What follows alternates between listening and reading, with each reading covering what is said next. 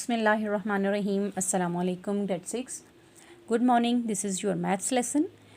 Hope that you must be in good health. Students, today we will solve question number 2 of exercise 4A. Question number 2 is which of the following pairs of numbers are co-primes.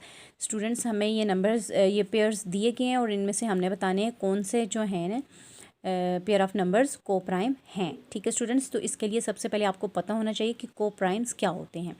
Students, जब भी आप इसके लिए आपके पास pair होना ज़रूरी है, यानी दो नंबर्स होंगे, आप उनका HCF निकालेंगे और फिर देखेंगे अगर HCF दोनों का हाईएस्ट कॉमन फैक्टर जो है वो 1 है. ठीक है, HCF क्या है? Highest common factor. अगर 1 आ रहा है तो फिर हम उसको कहेंगे कि क्या है? को प्राइम है. तो यहाँ देखें मैंने डेफिनेशन लिखी है को प्राइम की. If the HCF of two numbers is 1, दो नंबर्स का अगर HCF 1 आए then the numbers are called coprimes. तो ऐसे नंबर्स क्या कहलाते हैं? को प्राइम्स कहलाते हैं. ठीक है स्टूडेंट्स, तो क्वेश्चन नंबर 2 की तरफ आते हैं. Which of the following pairs of numbers are coprimes. Part 1 है हमारे पास 6 and 8. स्टूडेंट्स, तो सोल्यूशन में आप जो है क्वेश्चन को रीराइट करेंगे और पहले आप 6 के फैक्टर्स लिख लेंगे, देन 8 के फैक्टर्स लिख लेंगे, फिर इन दोनों में देखेंगे कॉमन क्या है. ठीक है, अब देखें फैक्टर्स ऑफ 6 मैंने लिखे पहले, फिर फैक्टर्स ऑफ 8 मैंने लिखे. अब दोनों में देख रही हूँ कॉमन क्या है. 1 भी कॉमन आ रहा है यहाँ पर, 2 भी कॉमन आ रहा है, और जो कॉमन आ रहे हैं ना स्टूडेंट्स उनको आप सर्कल कर लें. ठीक है, अब देखें 1 भी कॉमन है, 2 भी. अब कॉमन फैक्टर, ये जो CF मैंने लिखा ना, C for common, F for factor. Common factor कौन से हैं? 1 भी है, 2 भी है. हाईएस्ट कॉमन फैक्टर HCF क्या है? Highest. H for highest, C for common, F for factor. Highest common factor क्या है? हाईएस्ट कॉमन फैक्टर इनमें से हाईएस्ट कौन सा है? 1 2 में से 2 है, तो 2 आ गया. ठीक है, तो हमने लिखा it is not a coprime because it has 2 as HCF, क्योंकि इसका हाईएस्ट कॉमन फैक्टर क्या है? 2 है. तो हमने डेफिनेशन में क्या पढ़ा कि HCF क्या होना चाहिए दो नंबर्स का? 1. अगर 1 आ जाए देन वो को प्राइम है, अदरवाइज नहीं है. पार्ट नंबर 2 है 13 and 64. जी, सोल्यूशन में आप अपना क्वेश्चन रीराइट करेंगे, फिर फैक्टर्स ऑफ 13 पहले लिख लेंगे.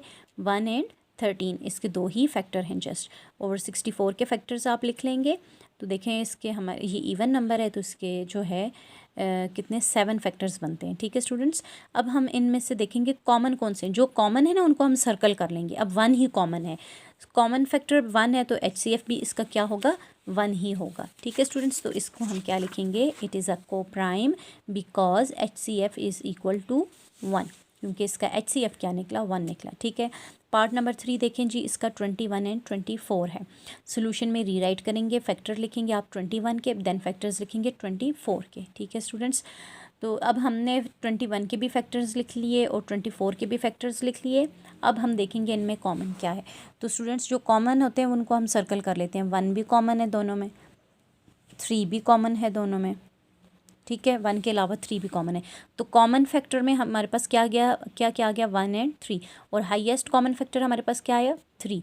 इट इज़ नॉट अ को प्राइम. ठीक है, तो ये को प्राइम नहीं है क्योंकि HCF इसका 3 है. आना क्या चाहिए था? 1. जी, पार्ट नंबर 4 है जी 9 and 16. इसी तरह हम सोल्यूशन में जो है 9 के फैक्टर्स लिख लेंगे, 16 के फैक्टर लिख लेंगे. अब हम इनके जो कॉमन फैक्टर हैं वो देख लेते हैं, उनको सर्कल कर लेते हैं. 1 के अलावा कोई कॉमन नहीं है इसमें. ठीक है, तो इसका कॉमन फैक्टर 1 आया और हाईएस्ट कॉमन फैक्टर भी क्या आया? 1 आया. ठीक है, so it is a coprime because HCF is equal to 1, क्योंकि इसका HCF क्या है? 1 है. ठीक है स्टूडेंट्स, तो ये हमने इसके 4 पार्ट जो हैं इस क्वेश्चन के सॉल्व कर लिए हैं. टोटल 5 हैं. अब 5th जो है वो आपका होमवर्क है. ठीक है स्टूडेंट्स.